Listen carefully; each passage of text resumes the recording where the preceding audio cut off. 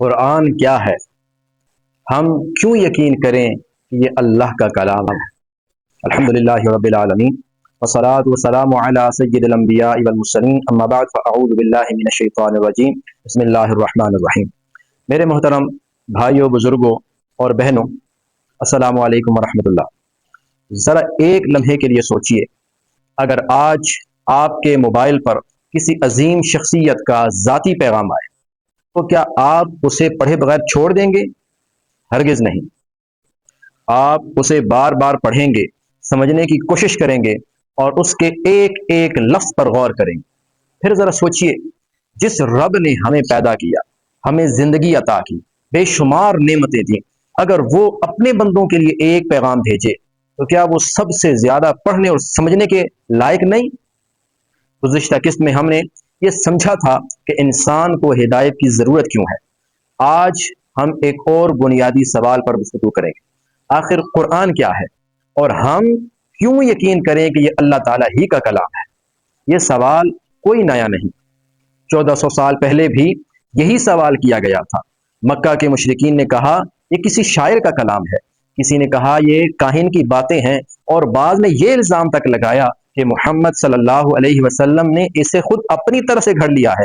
لیکن قرآن مجید نے نہایت اعتماد اور وقار کے ساتھ اعلان فرمایا، سورہ واقعہ آیت نمبر 80، تنزیل من رب العالمین، یہ تمام جہانوں کے رب کی طرف سے نازل کیا گیا ہے۔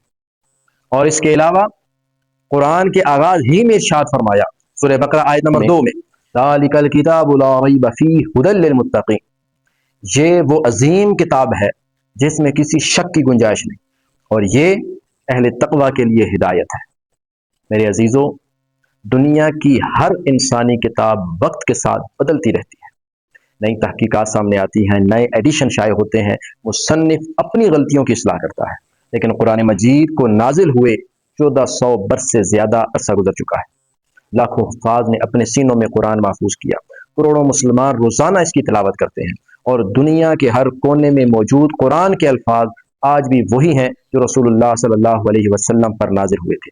یہ کوئی معمولی بات نہیں، بلکہ اللہ تعالیٰ کے اس وعدے کی زندہ دلیل ہے جو سورہ حجر آیت نمبر 9 میں اللہ نے ارشاد فرمایا، انا نحن نزلنا الذکر وانا له لحافظون، بے شک ہم نے ہی اس ذکر القرآن کو نازل کیا ہے اور ہم ہی اس کی حفاظت کرنے والے ہیں۔ قرآن صرف محفوظ ہی نہیں بلکہ اس نے اپنی صداقت کی ایک اور دلیل بھی پیش کی۔ اللہ تعالیٰ فرماتے ہیں سورۃ النساء آیت نمبر 82 میں، افلا يتدبرون القرآن ولو كان من عند غیر اللہ لوجدوا فیہ اختلافا کثیرا، کیا یہ لوگ قرآن میں غور نہیں کرتے؟ اگر یہ اللہ کے سوا کسی اور کی طرف سے ہوتا تو اس میں بہت سا اختلاف پاتے۔ میرے عزیز بھائیوں، بزرگوں اور دوستوں، آج بعض لوگ کہتے ہیں ہم صرف سائنس کو مانتے ہیں، لیکن حقیقت یہ ہے کہ سائنس اور قرآن ایک دوسرے کے مخالف نہیں، بلکہ دونوں کا دائرہ کار مختلف ہے۔ سائنس ہمیں بتاتی ہے کہ کائنات کیسے کام کرتی ہے، لیکن قرآن ہمیں بتاتا ہے کہ انسان کیوں پیدا کیا گیا، اس کی زندگی کا مقصد کیا ہے، اور اسے آخر کار کس کے سامنے حاضر ہونا ہے۔ سائنس ہمیں طاقت دے سکتی ہے، لیکن اس طاقت کا صحیح یا غلط استعمال نہیں سکھاتی۔ ایٹمی توانائی بنانا سائنس کا کام ہے، مگر اسے بجلی بنانے میں استعمال کرنا ہے یا شہر تباہ کرنے میں، یہ فیصلہ اخلاق اور وحی کرتی ہے۔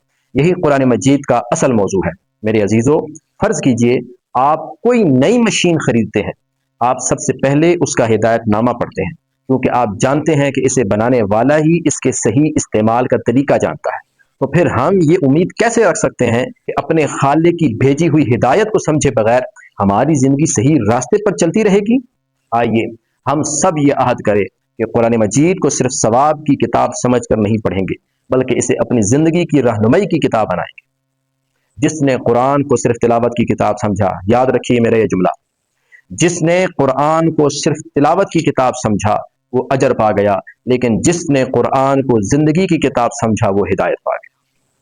میرے عزیزوں، آج صرف 5 منٹ نکالیے، قرآن مجید کھولیے، ایک رکوع کا ترجمہ پڑھیں اور اپنے دل سے صرف ایک سوال کریں، آج میرے رب نے مجھے کیا پیغام دیا ہے؟